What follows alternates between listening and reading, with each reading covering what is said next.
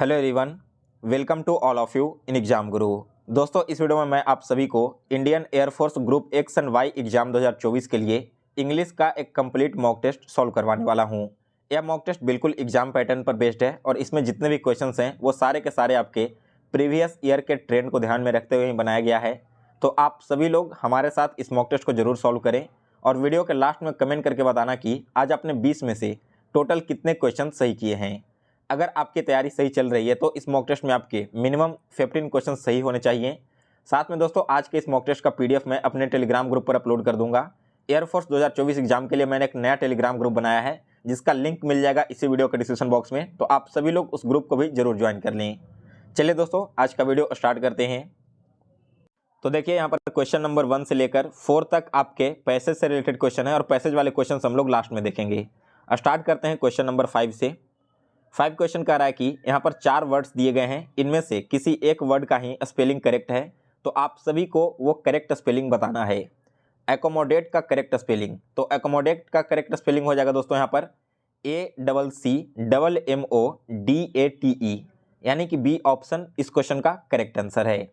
दोस्तों, एकोमोडेट क्या है? एक वर्ब है जिसका मतलब होता है सज्जित करना या फिर समायोजित करना। इसके बाद नेक्स्ट है question number 6 to 8। 6 to 8 question आपका सेंटेंस एरर वाला है। यहाँ पर आपको बताना है कि सेंटेंस के किस पार्ट में एरर है। तो क्वेश्चन नंबर 6 कह रहा है my friends actual job involves a lot of administration, और अगर किसी भी पार्ट में एरर नहीं है तो डी ऑप्शन सेलेक्ट करना है नो एरर का। तो देखिए, जॉब क्या है? जॉब कर्तव्य है यानी कि ड्यूटी है। और फिर इसके बाद आप देखोगे कि यहाँ पर आपका देखो, जॉब क्या है? ड्यूटी, एक यहाँ पर रिस्पॉन्सिबिलिटी है, और इसके पहले जो एक्चुअल वर्ड का यूज किया गया है ना, ये आपका सुपरफ्लुअस हो जाता है जो कि गलत है। तो आपको यहाँ पर से एक्चुअल वर्ड को हटा देना है, फिर आपका पूरा सेंटेंस करेक्ट हो जाएगा। इसके बाद नेक्स्ट है question number 7। The students refused to accept responsibility for their acts. तो देखिए, यहाँ पर 7th क्वेश्चन के किसी भी पार्ट में एरर नहीं है, तो हम यहाँ पर सेलेक्ट करेंगे ऑप्शन नंबर डी को, नो एरर का। फिर इसके बाद नेक्स्ट है question number 8। It is not possible for me to give you the accurate date of my departure at. तो देखिए, 8th क्वेश्चन में आपको आर्टिकल संबंधित त्रुटि देखने को मिलेगा। यहाँ पर त्रुटि क्या है वो देखिए, एक्यूरेट डेट है ना, ये आपका गलत है। एक्यूरेट की जगह पर क्या होगा? एग्जैक्ट होगा। और एग्जैक्ट क्या है? आपका एक वॉवेल है, तो वॉवेल के पहले हमेशा से इंडेफिनिट आर्टिकल आता है एन का। तो यहाँ पर आप क्या करोगे? द को हटा करके एन कर दोगे और एक्यूरेट की जगह पर एग्जैक्ट हो जाएगा, तब आपका सेंटेंस पूरी तरह से सही है। इसके बाद नेक्स्ट है question number 9। In each of the question 4 alternatives are given for the idiom और phrases. Choose the alternative which best expresses the given sentence. यहाँ पर एक सेंटेंस दिया गया है, पुट द शटर्स, ठीक है, पुट अप द शटर्स, इसका मतलब आपको बताना है। तो देखिए, पुट अप द शटर्स का मतलब क्या होता है? परमानेंटली कोई भी चीज़ क्लोज हो जाना, यानी कि हम कह सकते हैं कि इसका करेक्ट आंसर क्या होगा? Option number A, went out of the business. इसका एक और मतलब होता है cease trading for the day, यानी कि पूरे दिन के लिए ट्रेडिंग को सीज कर देना, यानी कि बिजनेस को पूरे दिन के लिए बंद हो जाना, इसका मतलब निकल कर आएगा। फिर इसके बाद नेक्स्ट है क्वेश्चन नंबर 10। यहाँ पर भी आपके 4 ऑप्शंस दिए गए हैं, आपको बताना है कि जो 1 वर्ड दिया गया है इसका मतलब क्या होगा। तो 1 वर्ड यहाँ पर है कि a person who is new to a profession, यानी कि एक ऐसा व्यक्ति जो किसी भी प्रोफेशन में बिल्कुल नया हो। तो वैसे पर्सन को हम क्या कहते हैं? वैसे पर्सन को कहा जाता है दोस्तों नोवाइस। दैट मीन्स कि इस क्वेश्चन का डी ऑप्शन बिल्कुल करेक्ट आंसर है। और अगर कोई व्यक्ति प्रोफेशन में बहुत लंबे समय से है, उसे एक्सपीरियंस है, तो क्या कहेंगे? उसे हम लोग एक्सपर्ट कहेंगे, जो कि इसका जस्ट अपोजिट हो जाता है। फिर इसके बाद नेक्स्ट है क्वेश्चन नंबर 11th में आपको मेमेंटो का प्लूरल वर्ड बताना है। दोस्तों, आपके जब एग्जाम होंगे तो देखना, इंग्लिश के पेपर में एक आपको ऐसा क्वेश्चन देखने को मिलेगा जिसमें या तो प्लूरल पूछ लिया जाएगा, एडजेक्टिव पूछ दिया जाएगा, या फिर वर्ब का कोई फॉर्म पूछा जाएगा। तो आपको ये तीनों चीज़ें बहुत अच्छे से याद करके जाने हैं, क्योंकि इससे रिलेटेड पिछले 3-4 सालों से हर शिफ्ट में क्वेश्चन पूछा जाता रहा है। देखिए, मेमेंटो है आपका, इसका अगर प्लूरल बनाओगे ना तो वो भी आपका मेमेंटो ही होगा, यानी कि सी ऑप्शन इस क्वेश्चन का करेक्ट आंसर है। इसके बाद नेक्स्ट है क्वेश्चन नंबर 12। यहाँ पर दोस्तों आप सभी को एक्टिव से पैसिव वॉइस में कन्वर्ट करना है। क्वेश्चन आपका क्या है?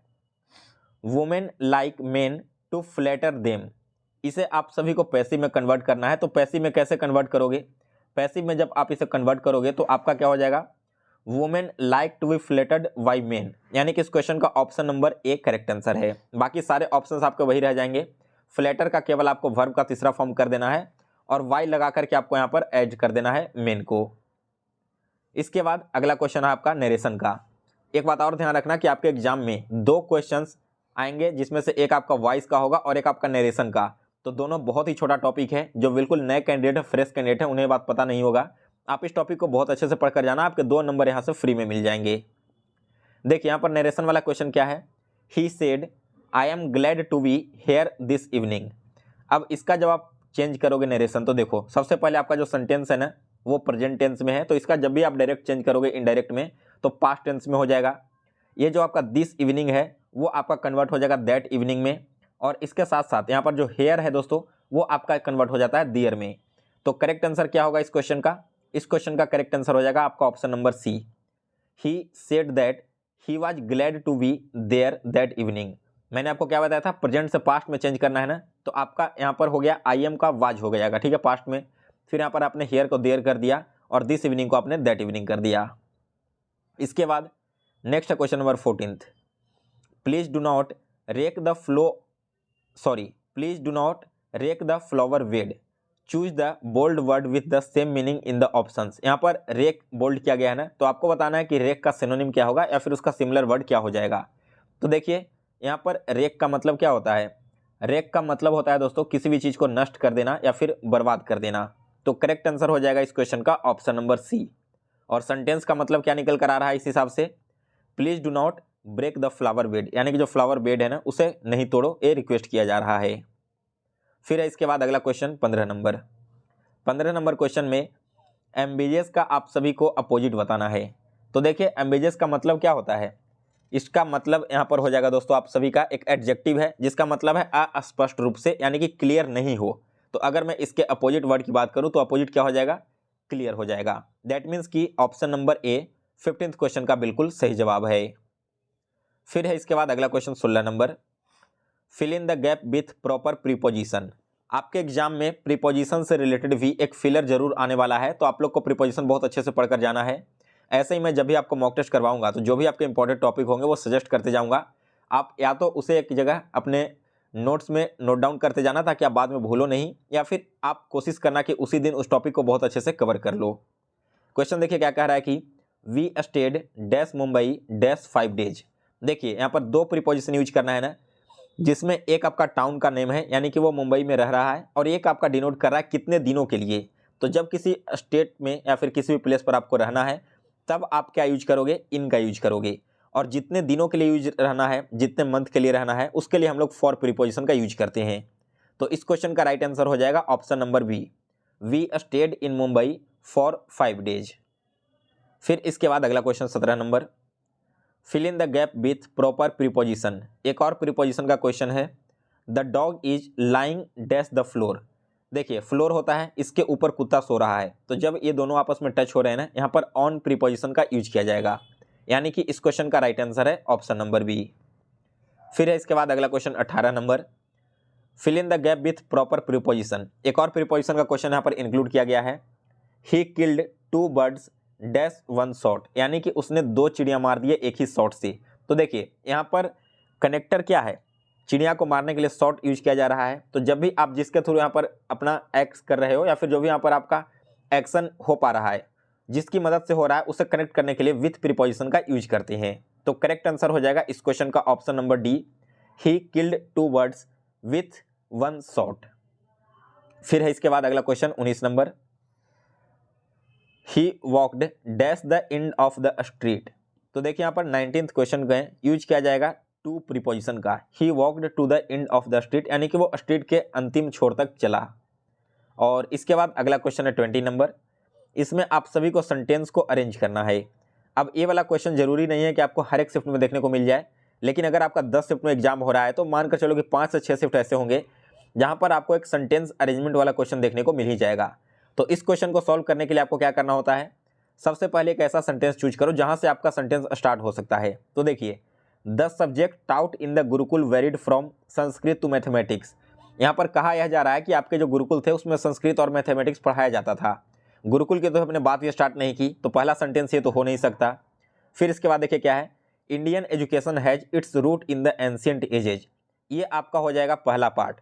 क्या होगा कि भारतीय शिक्षा पद्धति जो है उसका रूट कहाँ पर है, इसके एंशियंट एजेज में। अब इसके बाद हम अगला सेंटेंस यहाँ पर फाइंड करते हैं, तो देखिए क्या होगा, बात हो रही है एंशियंट एज की ना, तो इससे रिलेटेड आपका स्टेटमेंट डी आ रहा है। In those days the Gurukul system was followed, यानी कि उन दिनों गुरुकुल सिस्टम को फॉलो किया जाता था। आपका सबसे पहले क्या आ गया, बी आ गया, फिर उसके बाद डी आ गया। अब गुरुकुल की बात की जा रही है तो गुरुकुल में पढ़ाया क्या जाता था, वो आपका स्टेटमेंट ए में दिया गया है। The subject taught in the gurukul varied from Sanskrit to mathematics.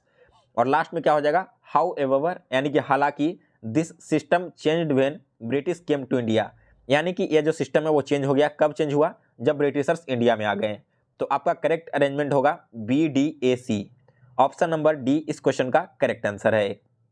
अब चलिए दोस्तों लास्ट में पैसेज वाले क्वेश्चंस को भी सॉल्व कर लेते हैं, लेकिन आगे बढ़ने से पहले दोस्तों एक छोटी सी इन्फॉर्मेशन है आप सभी के लिए। मैंने आने वाले एयरफोर्स इनटेक 1 2024-25 के लिए एयरफोर्स वाई ग्रुप का कंप्लीट कोर्स लॉन्च कर दिया है, जिसमें आपको हर एक सब्जेक्ट के वीडियो लेक्चर्स अवेलेबल करवाए जाएंगे, पीडीएफ्स एंड ई बुक्स दिया जाएगा, सब्जेक्ट वाइज आपको टेस्ट सीरीज अवेलेबल करवाए जाएंगे, और इसके अलावा रागा और इंग्लिश का फुल लेंथ मॉक टेस्ट के साथ में आपको 5 प्रीवियस ईयर के क्वेश्चन पेपर दिए जाएंगे।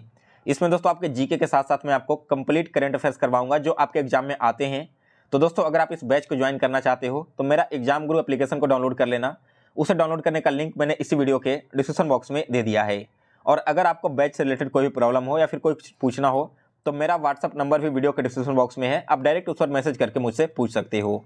चलिए दोस्तों आगे बढ़ते हैं और देखते हैं पैसेज वाले क्वेश्चंस को। तो देखिए ये रहा पैसेज। सबसे पहले तो आप वीडियो को पॉज करके इस पूरे पैसेज को पढ़ लो, मैं इसके आगे वाले पार्ट भी आपको अभी दिखा देता हूँ। ये रहा आपका पार्ट 1, फिर इसके बाद ये आपका पार्ट 2 है। दोनों पार्ट को आप अच्छे से पढ़ लीजिए, उसके बाद मैं आपको इसके क्वेश्चन सॉल्व करवाऊंगा। तो चलिए यहाँ पर आपने पैसेज को पढ़ लिया होगा, तो अब फर्स्ट क्वेश्चन देखते हैं। फर्स्ट क्वेश्चन कह रहा है कि what does the writer means by awareness. Awareness का मतलब राइटर क्या समझता है, तो इस क्वेश्चन का राइट आंसर आपको मिल जाएगा पैराग्राफ के फर्स्ट पार्ट में। Awareness means the capacity to see a coffee pot and hear the words singing in ounce way. तो करेक्ट आंसर क्या हो जाएगा इस क्वेश्चन का, आप ऑप्शन देखोगे तो option number B, the capacity to see and hear things in ounce once own way, यानी कि किसी भी चीज़ को सुनने की या फिर उसके जो देखने की क्षमता है वो अपने खुद के तरीके से। तो यानी कि बी ऑप्शन जो है इस क्वेश्चन का बिल्कुल राइट आंसर है। इसके बाद दूसरा क्वेश्चन कर रहा है, how do children perceive things around them, aesthetically, intellectually, या फिर बाकी के 2 और ऑप्शन यहाँ पर दिए गए हैं, इमोशनली या फिर मोरली। तो देखिए इस क्वेश्चन का भी आपको राइट आंसर कहाँ पर मिल जाएगा, इसका राइट आंसर आपको यहाँ पर मिलेगा पैसेज में। ध्यान देना, जो इन्फेंट्स हैं वो कैसे देखते हैं, एस्थेटिक वे में किसी भी चीज़ को देख पाते हैं। तो करेक्ट आंसर हो जाएगा इस हिसाब से इस क्वेश्चन का ऑप्शन नंबर ए। फिर इसके बाद अगला क्वेश्चन है 3 number, what would the good father do. जो गुड फादर हैं, अच्छे पिता होते हैं, वे क्या करते हैं। वे क्या करते हैं दोस्तों, तो वे यहाँ पर he would share his experiences and help his sons develop. ठीक है, और इसका आंसर आप देखिए यहाँ पर कहाँ पर मिल जाएगा, पैसेज में अगर आप मिडिल में देखोगे तो यहाँ पर दिया गया है, then the good father comes along and feels he should share the experience and help his sons develop. और इसके बाद फिर लास्ट क्वेश्चन हमारा बच गया है, क्वेश्चन नंबर 4। तो यह क्या कह रहा है, what does N ornithologist study. Ornithologist किस चीज़ की स्टडी करते हैं, इसके बारे में आपने पढ़ा होगा जीके वगैरह में भी। तो ये स्टडी करते हैं तो वर्ड्स का। इसका राइट आंसर आपको मिल जाएगा पैसेज के सबसे लास्ट वाले लाइन में। तो इसी के साथ आज आपका कंप्लीट इंग्लिश का मॉक टेस्ट समाप्त हो चुका है। आप एक बार कमेंट करके बता दो कि आज का मॉक टेस्ट कैसा लगा और कितना आपने स्कोर किया है। साथ ही में दोस्तों आप सभी लोग चैनल सब्सक्राइब कर लें ताकि आगे भी आपको इसी तरह की वीडियोज़ मिलता रहे। और जो लोग बैच को ज्वाइन करना चाहते हैं आप सभी लोग एप्लीकेशन डाउनलोड कर लेना। एप्लीकेशन डाउनलोड करने का लिंक आपको वीडियो के डिस्क्रिप्शन बॉक्स में मिल जाएगा।